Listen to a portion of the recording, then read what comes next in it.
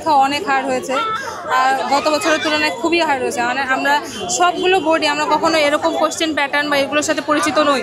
তো হঠাৎ করে কোশ্চেন প্যাটার্ন সব কিছু চেঞ্জ করাতে, খাতা দেখাতেও আবার মানে 1-2 নাম্বার দরকার হলে 1-2 নাম্বার দেওয়া হবে না, এরকম হওয়াতে আমরা খুবই মানে সবাই কোশ্চেন প্যাটার্নের সাথে পরিচিত না হয় সবাই অনেকের পরীক্ষা খারাপ হয়েছে। বলতে গিয়ে বলা যায় যে GPA 5 এর মান অর্ধেকে না, একদম নাই বলা যায়।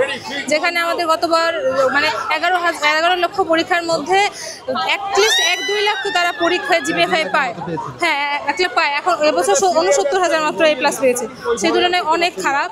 মানুষজনের প্রস্তুতি ছিল, বাট আমরাও একটুখানি আন্দোলনের জন্য আমাদের একটু সময় কমে গেছিল।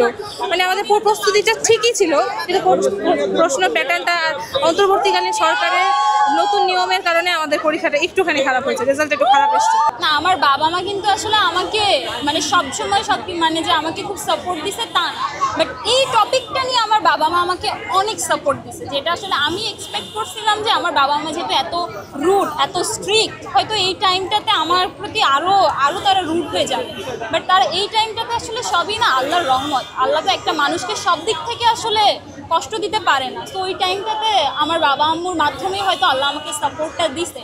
আর বাবা আম্মুর উদ্দেশ্যে এটাই বলতে চাই যে তোমরা ওই টাইমটাতে আমাকে যে সাপোর্টটা দিছো, আমাকে সারা জীবন ওই সাপোর্টটা দিয়ে যাও, তাহলে ইনশাল্লাহ আমি চেষ্টা করবো আমার লাইফে অনেক দূর যাওয়ার, অনেক ভালো কিছু করার, আর আল্লাহ ভরসা ছিল। আমি তো সারাদিন ওকে নেওয়া আসা করছি ক্লাস 1 থেকে এই পর্যন্ত, আলহামদুলিল্লাহ।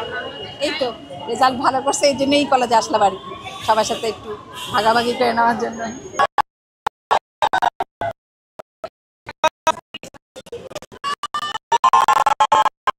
কারণ গদবাধার নিয়মে সারাক্ষণ 16-17 ঘন্টা পড়েও যে অনেক ভালো রেজাল্ট করার সময় ভুল কথা।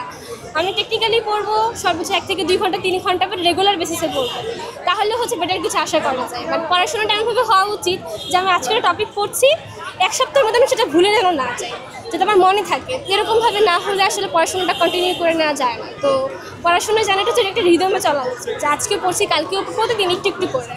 তো হিউজ স্টাডি করাটা আমার কাছে মানে অ্যাফেক্টেবল মনে হয় না, যতটা না হচ্ছে আমি টেকনিক্যালি পড়বো, অল্প সময় নিয়ে পড়বো, কিন্তু যতটুকু পড়বো ফুল কনসেন্ট্রেশন দিয়ে পড়বো, তবেই হচ্ছে বেটার রেজাল্ট করা যাবে। যে রেজাল্ট দেখে চিৎকার করা শুরু করছে, আই ডোন্ট নো ওয়াই। এটাই এটা আম্মুর অনুভূতি শুনি, বলেন।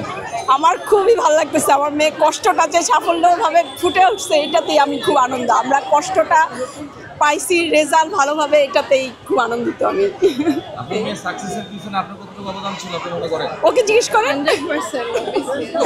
দিয়েছি, আমার যতটুক দেওয়া দরকার ছিল আমি ততটুক দেওয়ার চেষ্টা করেছি। এখন আল্লাহ যেরকম রেজাল্ট দিচ্ছে সেটাতেই প্রমাণ হয়েছে কতটুকু দিতে পেরেছি।